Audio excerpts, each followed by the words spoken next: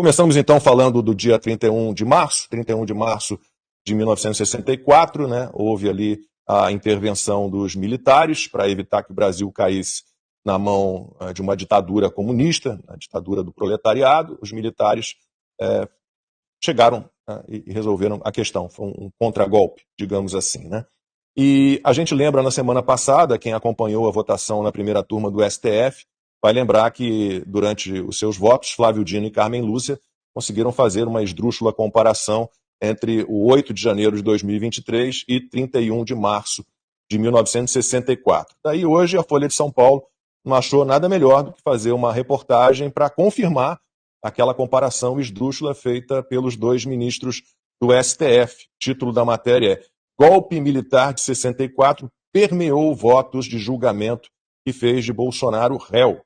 O subtítulo, Carmen Lúcia e Flávio Dino traçaram ponte com o passado e relembraram gravidade da ditadura 61 anos após a instauração do regime. E aí a reportagem vai lá, transcreve trechos dos discursos dos ministros da primeira turma. Vou falar para vocês aqui, então, ditadura mata, ditadura vive da morte, disse Carmen Lúcia. E também o Flávio Dino. Flávio Dino chegou a mentir descaradamente. Ele afirmou: golpe de Estado mata, não importa se é no dia, no mês seguinte ou alguns anos depois. Aí ele falou: não, porque morreram centenas e milhares de pessoas. E a gente sabe muito bem que houve vários levantamentos para chegar a um número de mortos e desaparecidos durante o regime militar. Teve comissão para isso, criada em 1995, ligada ao Ministério de Direitos Humanos, a Secretaria de Direitos Humanos, teve a comissão de parentes, né, de mortos e desaparecidos do regime militar. Ninguém chegou a mais de 400, 362, 384, então Flávio Dino mentiu descaradamente, e aí a Folha vai lá e escolhe aqueles especialistas dela, aqueles especialistas exclusivos da Folha de São Paulo, e eles dizem que a fala do Dino e da Carmen Lúcia sobre o tema foi pedagógica e o julgamento histórico. Alan, o que a gente pode dizer nesse dia 31 de março de 2025, 61 anos da chegada dos militares ao poder no Brasil? Começa o problema quando nós não temos bibliografia, nós não temos autores que narram o que aconteceu em 64. Primeiro que o que aconteceu em 64 foi uma ação dos militares posterior à ação de todos os outros, né? Porque os militares eles não agiram como se eles estivessem planejando-se para aquilo ou se eles estivessem querendo que aquilo acontecesse. O contexto de 64, ele é evidente, é claríssimo, né?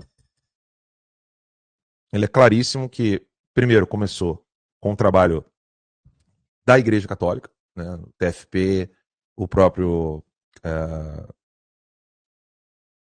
esqueci o nome dele agora, deu branco aqui, que foi governador da Guanabara, né? Carlos Lacerda, pós-conversão, o próprio núcleo de intelectuais que existia no Centro Dom Vital, lá no Rio de Janeiro, que era um núcleo de grandes pensadores, onde tinha o Gustavo Corsão, por exemplo, que escrevia no Globo.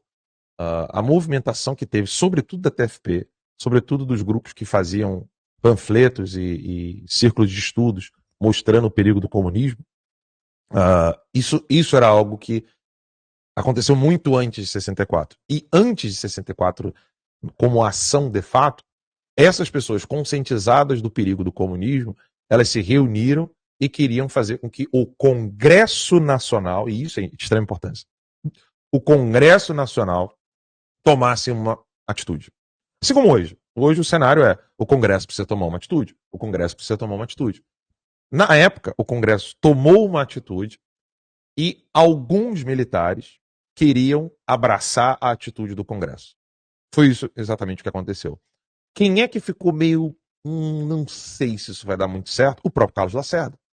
No livro que foi publicado depois da morte dele, uma entrevista de horas, inclusive todos eles que estavam ali naquela entrevista, eram amigos do professor Olavo de Carvalho. Eu tive a oportunidade de sentar com o professor e falar como que foi a confecção dessa entrevista. Essa entrevista foi uma entrevista de horas, né? Depoimentos, salvo engano, o nome do livro. Puder até procurar aí, produção, se tem esse livro lá na livraria do Lacombe, ou no Google mesmo, só para o pessoal poder entender de que livro que eu estou falando.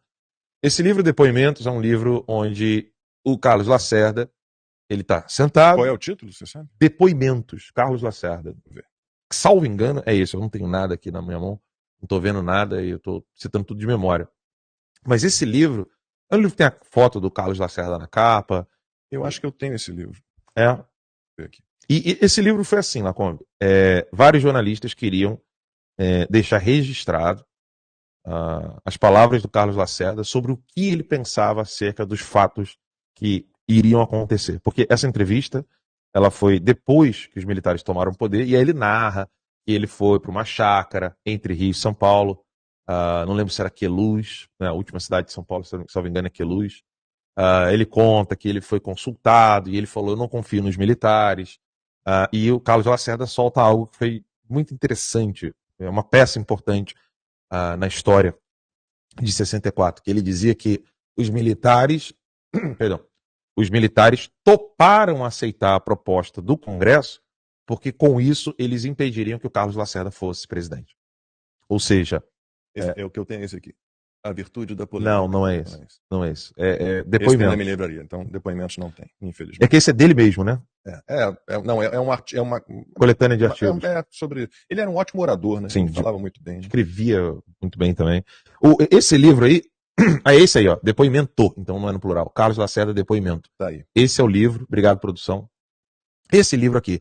E nesse livro, o Carlos Lacerda fala algo que você consegue perceber o que aconteceu durante o período do regime militar, que foi o seguinte: o impedimento do avanço do conservadorismo no Brasil.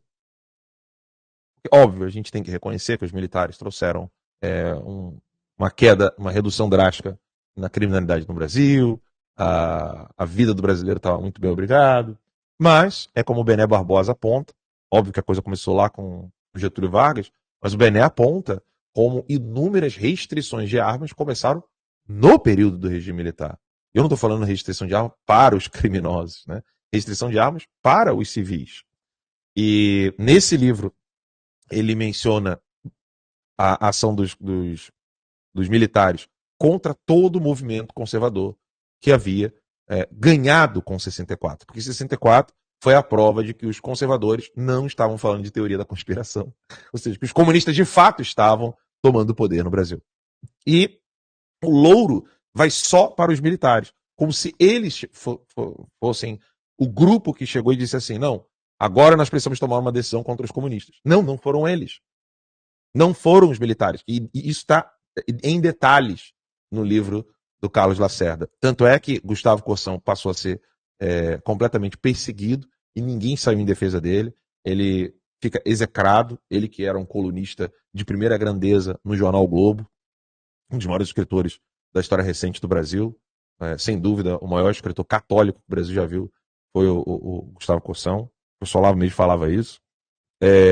Você tem o abandono de trabalhos religiosos, mas que de algum modo tem a ver com a resistência à revolução que estava acontecendo em Campos, por exemplo, com Dom Antônio de Castro Maia e tantos outros. Os militares, eles não fizeram nada em favor dos conservadores. Eles fizeram muito em favor dos revolucionários. E o próprio Paulo Francis vai dizer isso. Ele fala que quando ele estava no Pasquim, né, o dono do Pasquim achava maravilhoso essa história de censura, dava muito dinheiro para eles. Quem fala isso não sou eu, é o próprio Paulo Francis que confessa isso. Quisera eu ter um estúdio grandão, tomara que a gente consiga logo aí lá pra gente contar essas coisas, botar o vídeo, sabe, matar o coelho